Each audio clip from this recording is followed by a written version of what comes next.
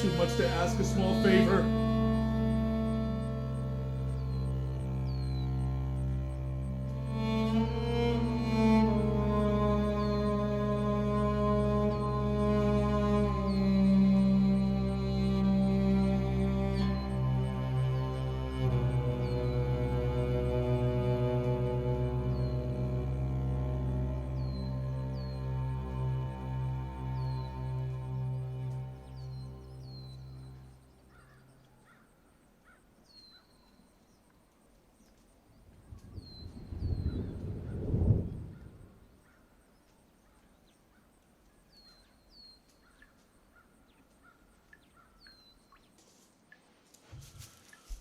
My children hardly know me!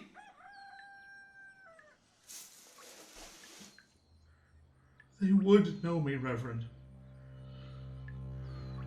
Fear has taken hold of you, my brother.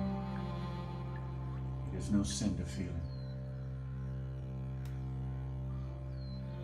O Holy Father, Jesus, my breath and my life, do spare them. Words are leaves in the wind, man.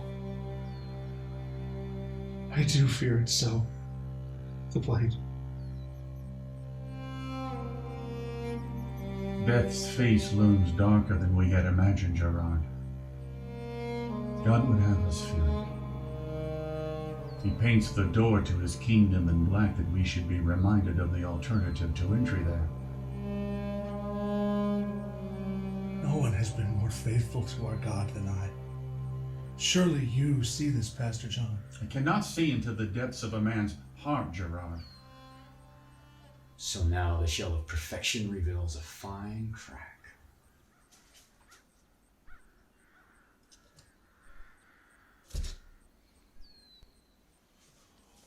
Thank you, my Lord. Thank you. Thank you there. Well, prayer answered. Please, try another, Gerard. Stay the axman.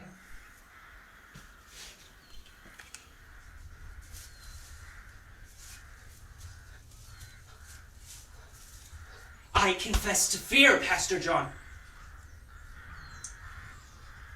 If you cannot see on me, what solace for me? You've attended my sermons, Richard. Yes, Reverend. All of them. But will the Lord take me? The paradise of heaven awaits us. Let us not fear God's visage, though it may seem like a nightmare in your mind. The fear that sees you now will drop away like water over a fall. God, that it be so. Be it paradise you see out that window, Pastor, or a horseman bearing reprieve. The gateway to paradise, to be sure. To be sure, the final patch of green this earth will deliver to our eyes. How do you stand to look upon it, Brother John? That cold wooden block, stained with the blood of unholy men. Grass is what I see, Richard. And then only sky from where our Lord will plainly see us. And not the stone walls from the towers beyond. It is not too late to have another look, William. God may even grant you a view of the truth. The truth is that block, that axe. I can see those plainly from here. Why do you not pray now?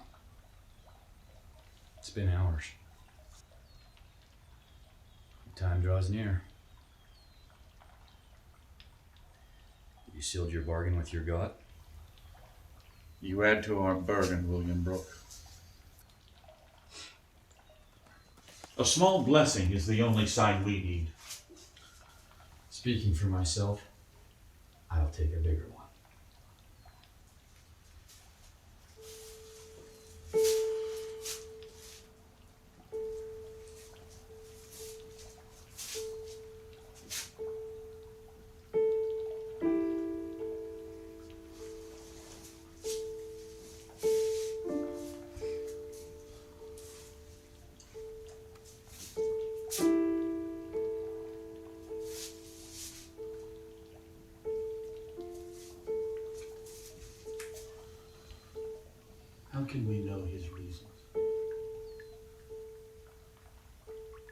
do not ask for the glories of a palatial church, or the vast treasuries usurped from the needy, or special favors to those who contribute fortunes. We are a church unto ourselves, wealthy in spirit. We do not cling to this world, for we have no great stake in it. Nor do I. I cling to it nonetheless. What reason have you for that? In your case, it's what you lack, not what you have. You hunger for a home, something to believe. Fear to leave this world with none found. You presume much, Pastor John. Only what is revealed to me. A man's face and words tell a story. God shines a light down upon him who speaks falsehoods. The devil's own soul can be seen in the heathen's eyes. Well, yea. A saying for every occasion. A story might as easily play the audience for a fool. What you see in a man's eyes might merely reflect your own. Please, Reverend, please, do not speak of the devil's intention here. I fear it so. I fear the Queen will truly have no sympathy for us. When in God's presence, I will vouch most forcefully for the goodness in you. Fear not all will be seen as good along the way. A weak moment or two does not disqualify a worthy man. This sounds of personal speculation. Now you veer towards cruelty, William Brooke. You might spare us your own speculations, dark as they are. I might say not as dark as what waits outside that window. But, as it is your gateway to paradise. Thank you. May God bless you for this. I have finished it. Please see that it gets to my children soon. God bless you.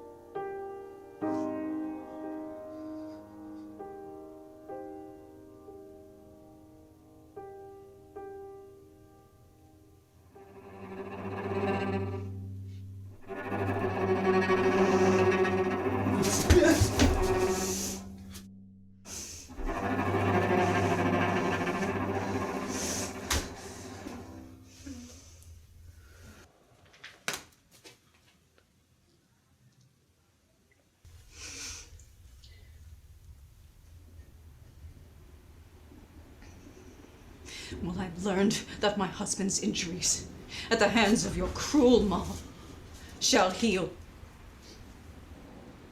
The bishop has instructed me that punishment shall be rendered in proportion to the crime. I suppose I can see the reason in it. This morning I spoke with the Queen. She has agreed to my request. My lady, I was hoping that our assurances before the court that we meant no harm to come to your husband had indeed convinced you. Your words at court fell far short of my ears, sir. Your words to your followers on that earlier day were as sparks to dry grass.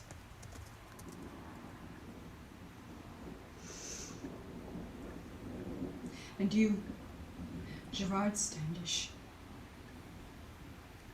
I had your children to house when they were young, to play with my own, trustful and innocent. My servants tending when you went to seek out heresy.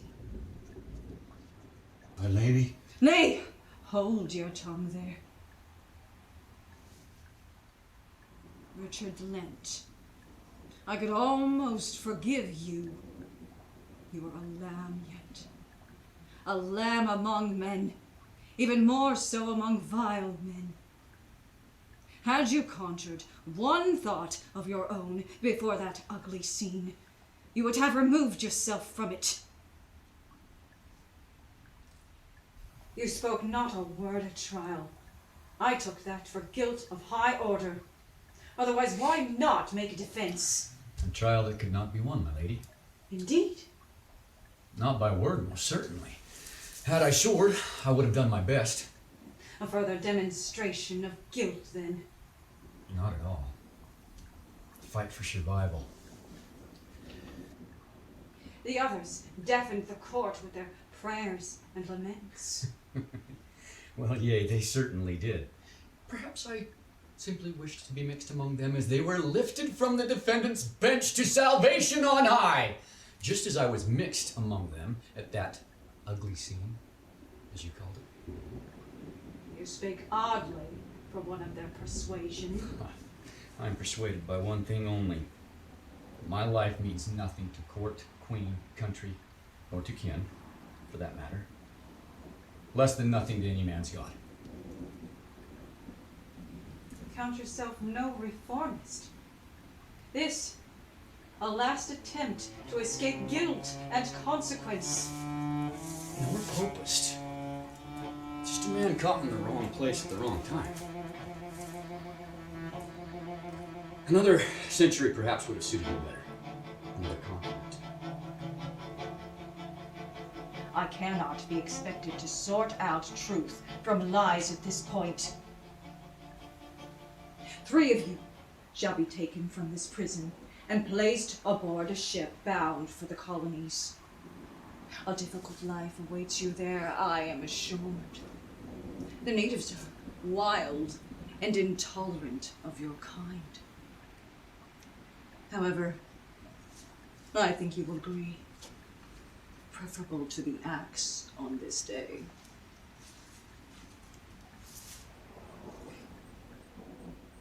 One of you shall meet that axe. The decision shall be yours, to render and to live with. And if you fail to reach an agreement of 4 within the hour, I shall rescind my generous solution and put the axe to all.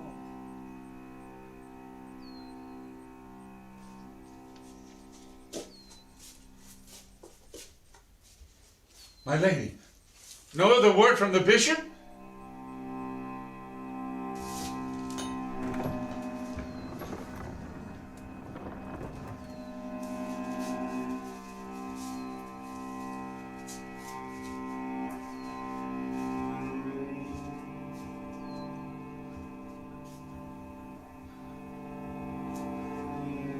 You see, Brother Gerard, God has found a way for us.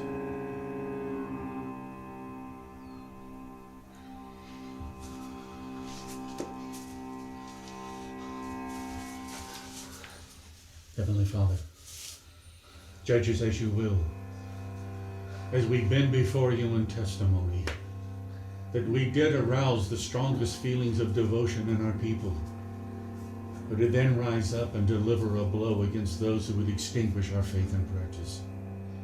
Forgive us, Jesus, if in our wild enthusiasm we've offended your laws.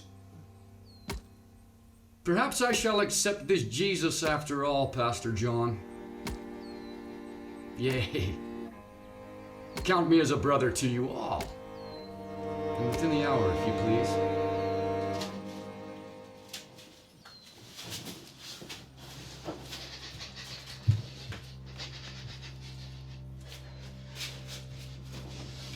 There is not much time left.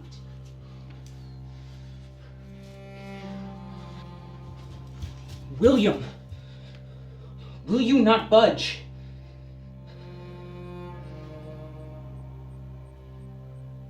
I fear the lady knew it, that we would not reach agreement.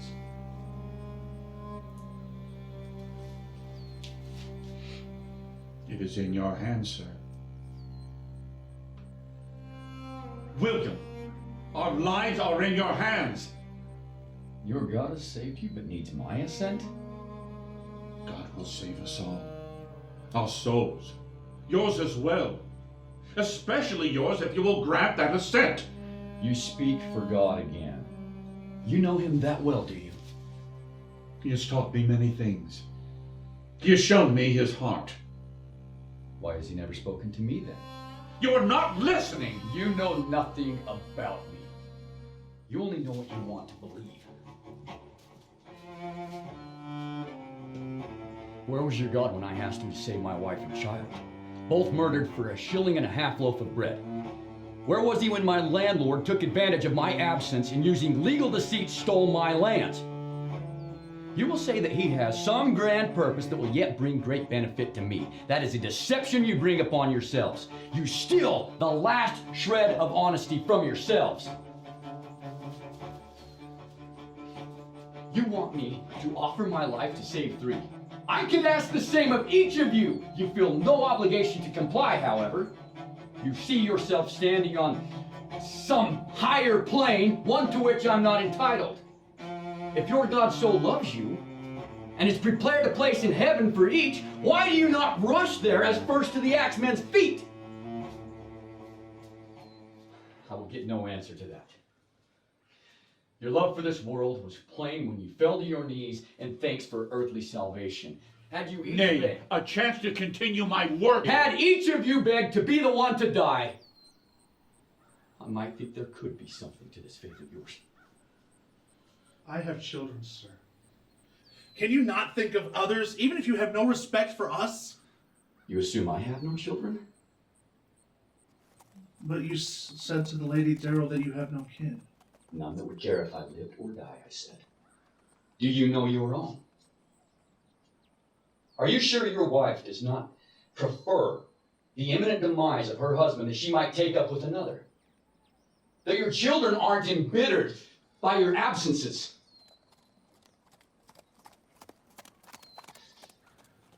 How well have you provided for them, Gerard, while seeking favor from your pastor and God? I am pulled in many ways, sir. I love both family and God. I am sure your family needs your help. From all I can see and hear in this place, your God does not.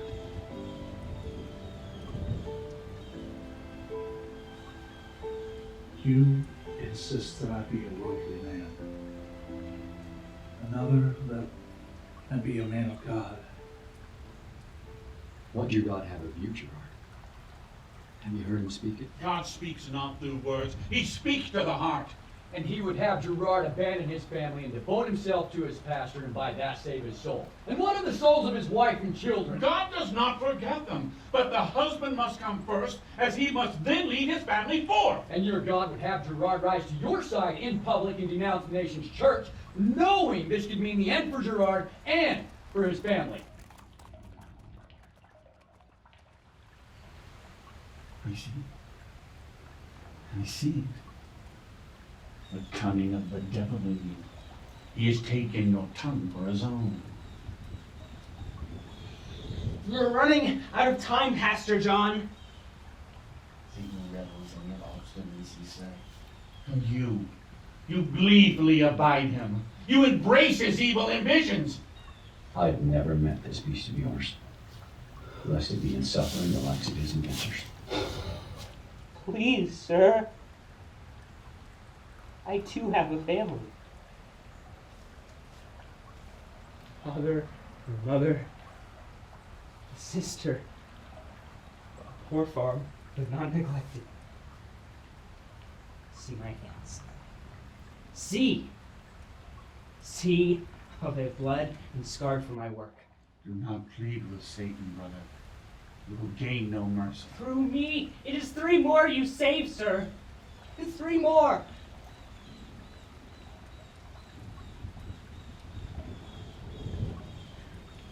A richer farm, perhaps, where you not swept up in his madness.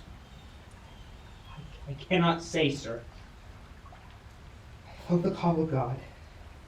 Why would he stir me up not to provide for us? Called to serve another, I suspect.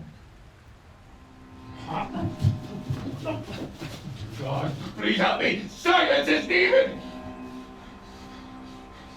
Have you thought to save these others? Even once?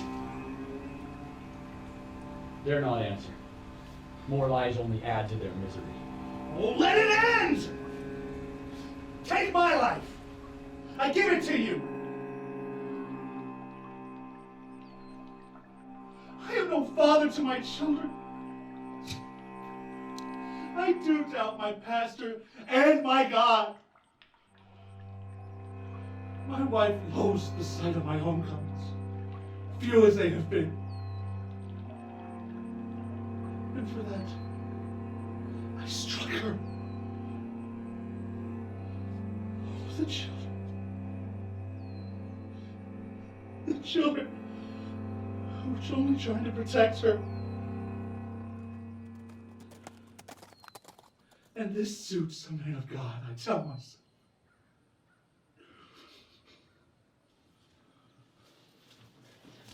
What say you?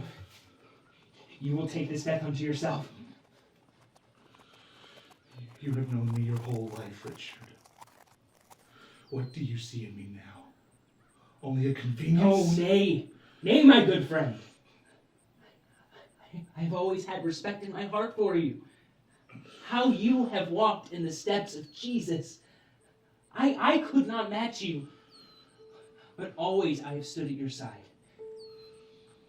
You court favor from me. Nay. Nay, brother, none of that here. Richard and I have seen you transform. You stand as close to God as anyone can. When the Lord calls, one must simply go. Is it a gift offered, my brother? Accept it. So says the man who profits most.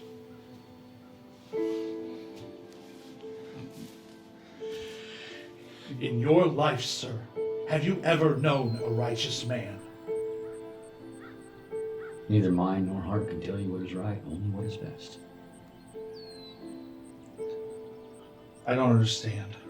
Right aims to deceive, Gerard. If you would relieve suffering, you do what is best, what suits the moment, not what law, man's law, or God's tells you what is right. Do not listen to this man, Gerard. How do I know which is best? Listen to your own heart, man. If your best offends your God, I would recommend another God. Well, which? Gerard? Look at me, Reverend. Can you offer me relief? Can our God? Oh, God knows what is best. Not this demon standing here in the flesh. Did not God love his only son and set him upon a path of anguish? God spoke to Jesus. Jesus heard his words, and he took comfort from them. I have heard nothing of that sort. Who will comfort me? Heaven's mercy, we must decide. God has not forsaken you, my brother. In sparing the lives of so many, you can only reap the greatest rewards. As Jesus died for us all. As Jesus ascended to heaven, holy angels by his side.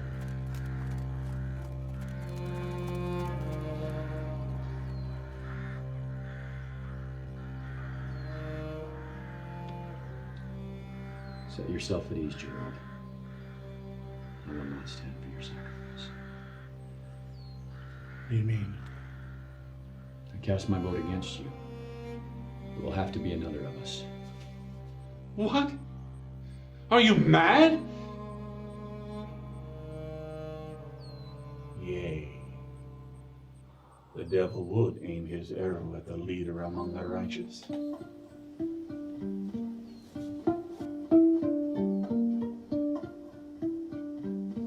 Jailer!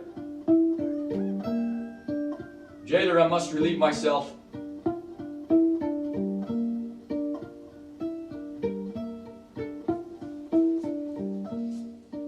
I say yes. What else can we do? Gerard? I don't know. How can I? How can you not? The man stood for me. You look at it wrongly, my brother. This is not about saving you and me. This is for others. Who can say for sure? Perhaps our families will be better rid of us. No, nay, Gerard. A house without a man fares poorly in this nation. But he is not one of us. He took no action That is against not the point now. The devil is our enemy here. If we do this, will that satisfy the lady? We will explain it to her, how he was chosen.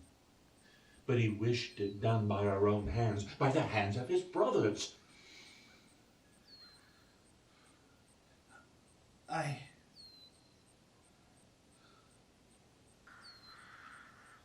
Would Jesus consent to this?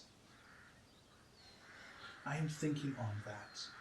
I have not persuaded myself. Jesus understood the principle of the greatest good for the most people. The Bible teaches us of many sacrifices for the good of the people. This, William, will vote in favor only for John.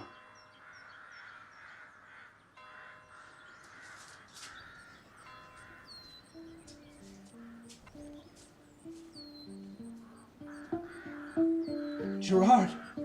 There! I see it clearly there, Gerard, I do. The angels. 3 angels. They carry William away. William only. William only.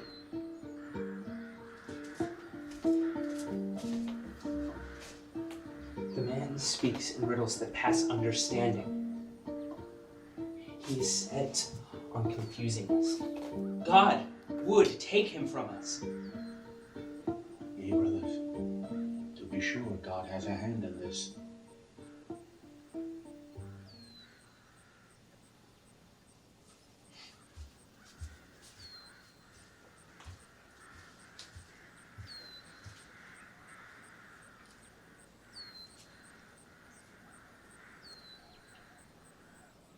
Not yet an unpleasant view. The look on your face, Gerard, tells a different story.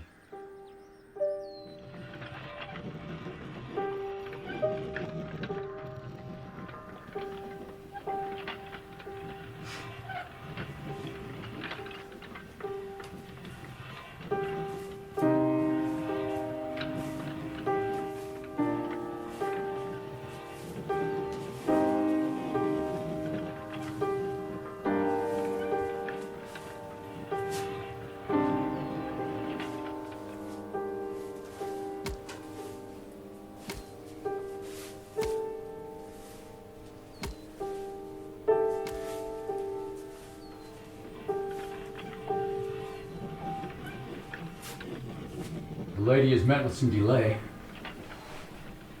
The man outside goes to his business no less. And what business here for us? Get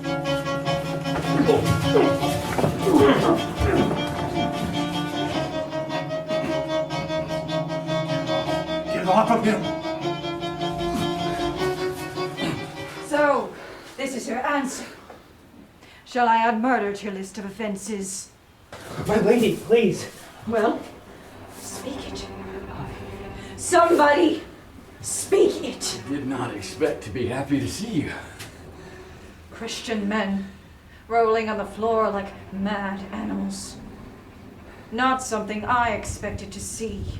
Another minute or two, this situation would have sorted itself out for you. It appears you have only regressed. I shall alert the axman to ready 4 baskets. Good lady. You see, we have agreement among 3. You are a loyal patron of the nation's church, my lady. We have differences, but we are Christians like you. We believe in the same God, only different in how to follow him. The 4th among us, he is not a Christian at all. His loyalties lie in the devil himself. He is an instigator among good people. There is the one that is responsible for the injury to your husband. He claims innocence, to have only stumbled upon the riot and from there been swept up in the aftermath. No one else will say it so. In truth, we three are followers of the Christ. We loathe to point fingers. We have kept our silence. And you vouch for this? Oh, yes, I do, my lady. You would not lie in the eyes of our Lord. Gerard is a good man, convinced he is not. I'm not sure I see that. Being new to the movement, his leap into total madness is yet to complete. For a man standing outside the line here, your attitude seems flippant. Well, it is a stand familiar to me. The lone wolf. The outcast. Viewing from a high peak. Something like that.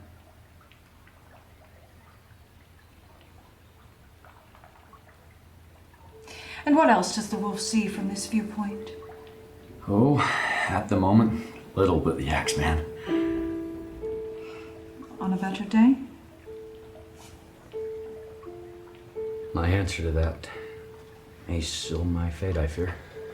You've shown little fear to this point.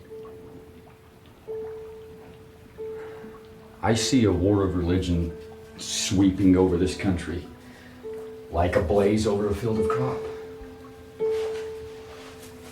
The old religion is no longer suited. The excesses of the new fan the flame. Reason is deserted, as far from this country as it can get. Killings in the name of one god or another, mounting day by day. Tortures to extract false confessions. Trials of ordeal to lay guilt upon whomever is begrudged or envied. Quite a list. You see no value in religious tradition. Tradition soothes the timid. It enriches the powerful. It smothers dissent. You see a better world without it. Some distance off. What kind of world would that be? Yea. Perhaps a world where a man does not face the axe when found thinking for himself. You need only profess to believe you know. Think what you like, but do not speak it. A ball and chain make for a labored march. Stubbornness in you. Bitterness, too. Duplicitous sympathy, perhaps.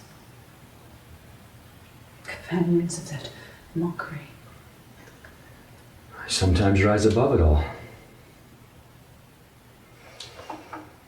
And you, Reverend, how would you answer this man, this devil incarnate? I have pleaded with him to open his self to the truth, my lady, to let Jesus into his heart. He denies entry as only the devil would do. The truth of Jesus. Does not Jesus speak of love and forgiveness for all? We offered it unto him, and he rejects it as if it was poisoned meat. The bearing of false prophecy is a self-serving trade. The tree that bears disease, before it spoil the orchard, must be cut down. Oh, dear lady, this man has offended me. Am I not justified in answering his offenses? Were this man the devil? Would he find himself under lock and disposed to the axe? I say this man is possessed by the devil, Lady Darrow. Murder is not what you witnessed, but an effort to drive the devil from him. My throat would dispute that account. Does that mean that Gerard and I will be freed, my lady? You too took hold of this innocent man. Oh, Please. Please. I know Satan who can go fearless into death.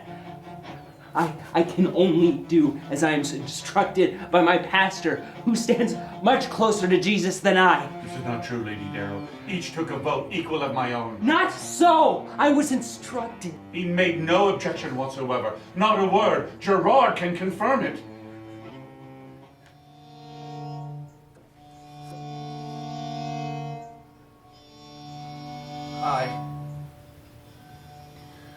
I remember little of what was said, my lady. A weak-minded man cannot hope to see the treachery in the devil's actions. I fear the truth is missed by the lady. I am not sure the truth can be had here. I can only fall back on the one solution that ensures the guilty perish. Death to you all. No!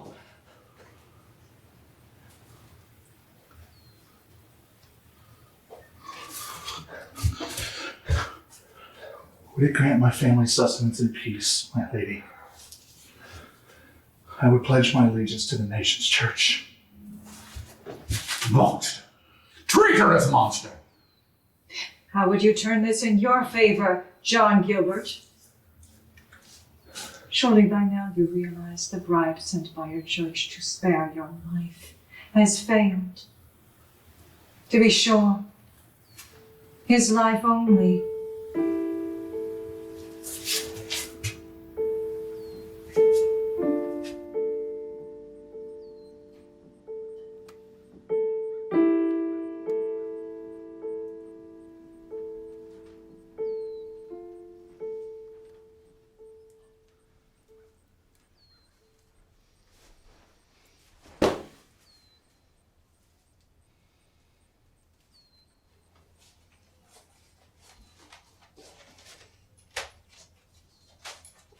Each will carry his own.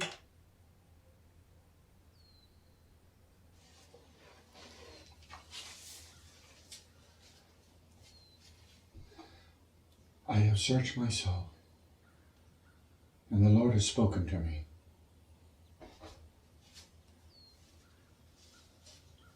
What is this?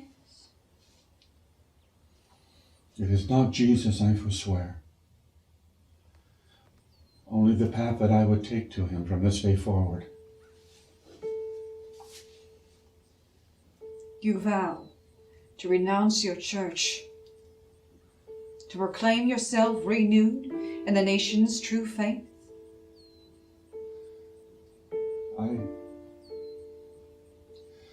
I do vow it. You admit wrongdoing in the matter of the crime, and in the matter of your accusations and assaults on this innocent man.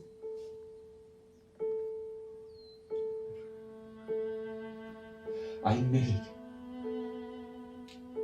You will put this into writing for public display. I will, my lady. Does this satisfy you, sir? Me? Nothing from that man could. What would satisfy me is the end to all this, all religion. I care not whose allegiance falls where. I see. You would allow yourself no manner of escape from the axe. Escape to where? The colonies? Do not superstition and ignorance and selfishness hold sway there as well?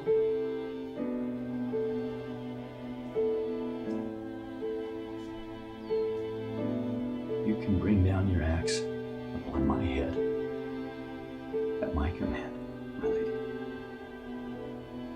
That is my escape.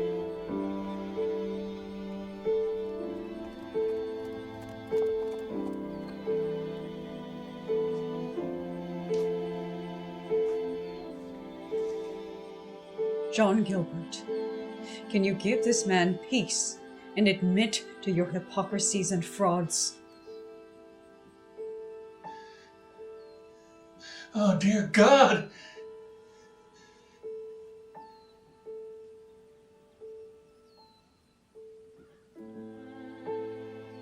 How would you have me say it? I would have you say it at the man's feet. Lady Darrow, that is a harsh command. Less harsh than my command to the axman.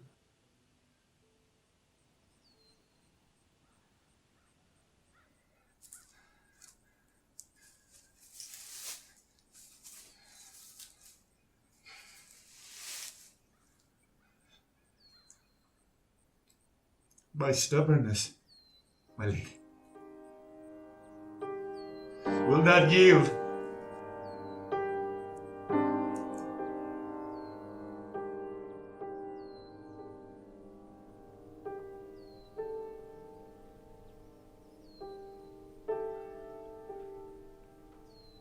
I made a flawed bargain, sir. I'm sorry, but I'm afraid I must uphold it.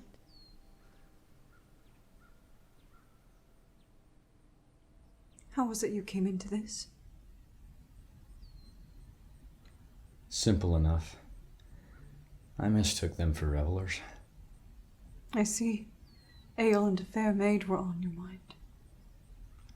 Ale I find much to my liking. Wine passes as well, but only the red. As for my love, well, my wife is long dead. And you find no other pursuit worth your time? Only the sort of game I played here today. But I've grown tired of that as well. Men of superstition will not be turned to reason, only scared into silence. The two farmers will hurry home and stay there. The Reverend might gather himself if joined by others of his kind.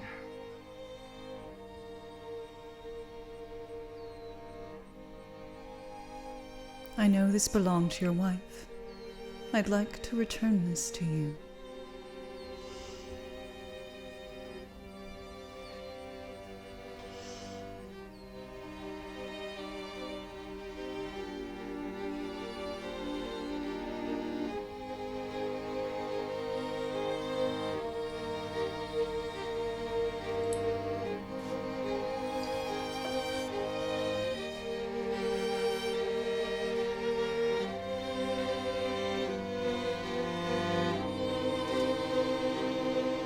I will carry this for you. So